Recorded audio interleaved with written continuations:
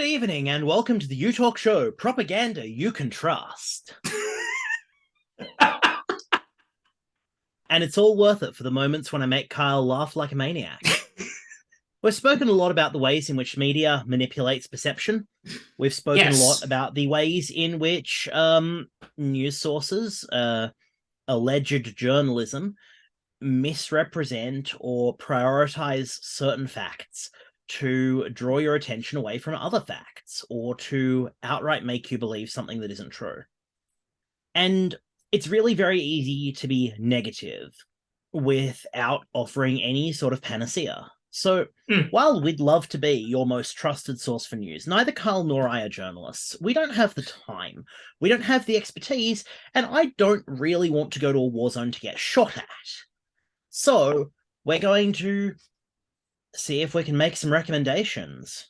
Kyle, I know you have been scouring the internet for news sources at a alarming clip. I have really only one recommendation for this, but I'll see if I can sort of Trojan it into the middle of yours. So do you want to take us away?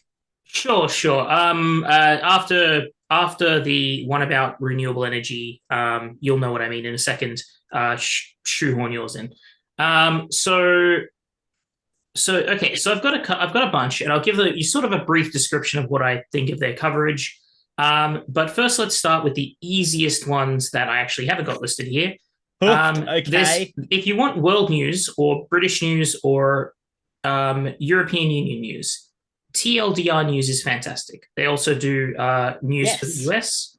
They are although they constantly use terms like left and right, which makes me die a little inside every time, their coverage is quite factual and doesn't seem to be biased at all.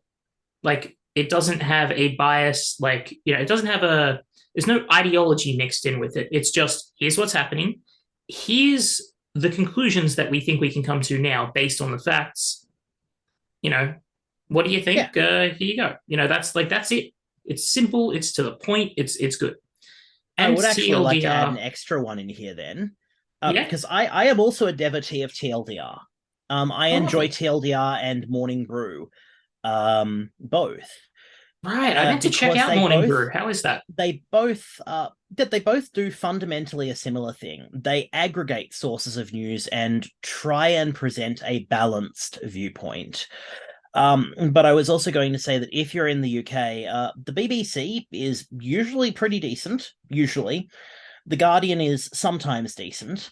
For the European Union, Deutsche Welle (DW) is one of the best news sources you can have, both for world news and for European and German domestic matters. They are almost completely unbiased. So Morning Brew, do they do Australian news much? No, not really. Okay, that must have been why I didn't check it out. Because I've mostly been looking for good Australian news. Unfortunately, we are not isolated from the rest of the world as much as we used to be, because there's the internet and communications and jet airliners. So we do have to have a certain awareness of what's going on in the world around us. But I digress. Sure. Please carry on. Yeah. Okay. So before we actually have blown through half our time, because we're doing shorter episodes this week. Okay, so I was actually going to mention The Guardian. I think they're okay. Their reporting tends to be watered down in order to not piss off powerful people. Yep. That's what I don't like about them. But generally speaking, if you want like a surface level understanding of things, they're not bad. Yeah, absolutely. For Australia specifically, Independent Australia is a good one. They're mostly good, although they sometimes, how sometimes personal opinion makes its way into a news article or a personal feeling about something. Journalism you can feel still done by humans. Yeah, so you can feel a bit of emotion in their reporting. It's not bad reporting, but be prepared for that. It's mostly good, but has a bit of emotion mixed in. But I'd say it's overall good. It's one of the best out there. Then if you specifically like renewable energy news, then Renew Economy is really good. It's good. It's focused on renewable energy. It's accurate information. And it's not just about renewable energy specifically, but it's about what's happening in that industry, what's happening with the energy industry in general. It'll report on the electricity grid, poles and wires, so on and so forth. Fossil fuel projects, whether they're being propped up or shut down, whatever it is, they'll report on that sort of stuff. And I find that their information, it's accurate, straightforward, it's good. So, what was your second Okay. So you actually caught me by surprise by mentioning TLDR. But one of the other sources that I really recommend is Ground News. They have a really interesting model, which is that they will cover an event. They'll find absolutely everyone who's reporting on it, and they'll say, oh, these sources tend to have a bias this way and low factuality, or these sources are hella biased but keep it factual, or these sources aren't very biased and are pulling shit out their asses, or these sources aren't very biased and are highly factual. Yeah. So they're assessing not only the bias, but whether or not the bias overrides the ability of that outlet to provide factual information.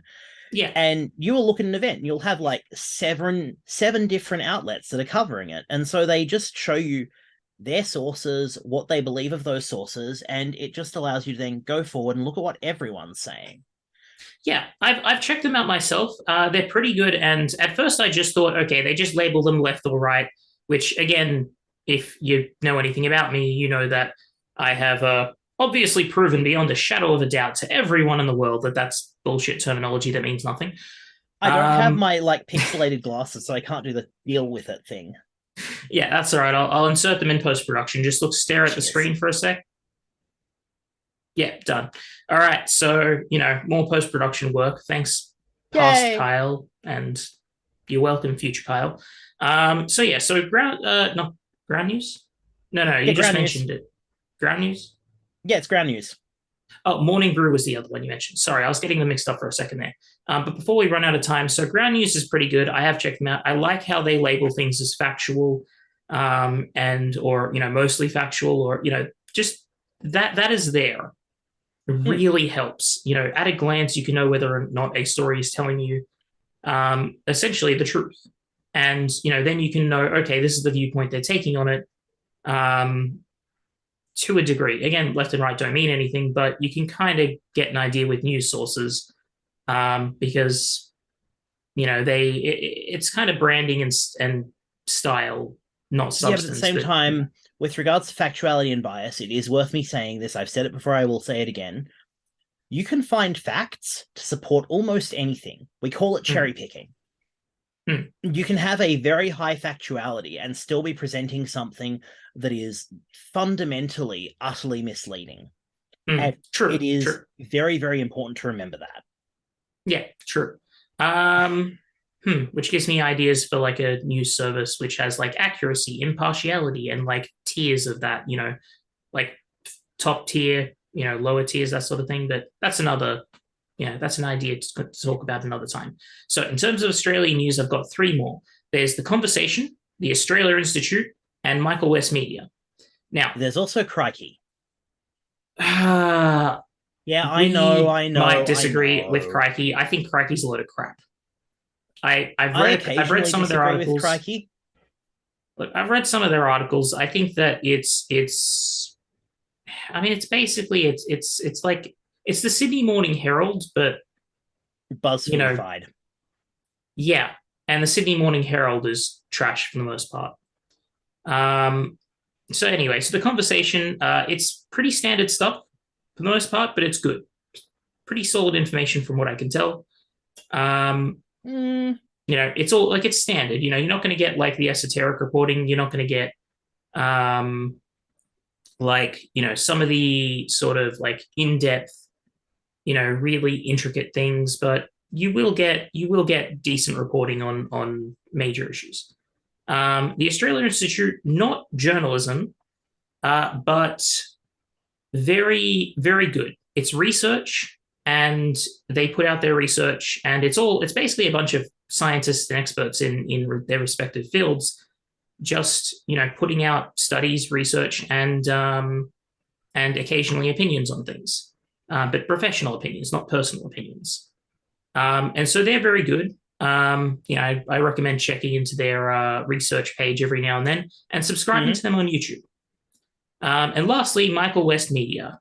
And speaking of which, if you haven't subscribed to us by now, what the hell is wrong with you? We are two charming young men who are erudite, witty, and who aren't afraid to take the piss out of ourselves in the finest of Australian traditions. Hit the damn subscribe button. For fuck's sake. You know it makes sense. I'm Sam Kekovich. We also drink tea.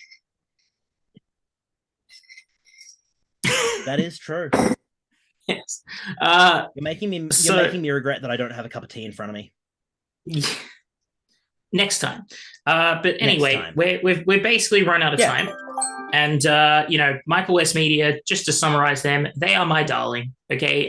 The West Report on YouTube summarizes some of their articles. He's not gay, but Michael West could get it from him.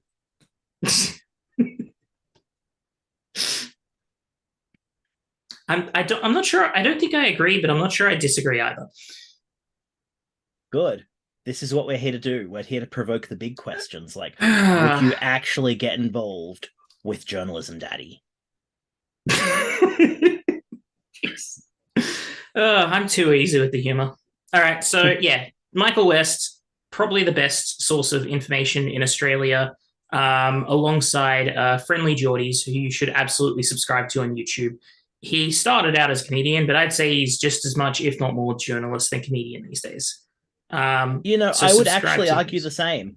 Jordan Shanks started out as a satirist and then got so pissed off that reality was less fundamentally reasonable than anything he could possibly come up with in his deranged fever dreams, and just started going corrupt motherfuckers left, right, and center, and we're here for it. Yeah. Oh, God. Did you... Okay, you know what? We can't... See his last documentary with his producer, whose name I forget, about Papua New Guinea. Christo, I believe. Christo. That documentary, real eye-opener, incredible, perfect example of the kind of work he did. And also look up Bloodwater. That is an amazing documentary as well. We'll let you go because we've run out of time. Take care, everyone. Have fun. Have a good night.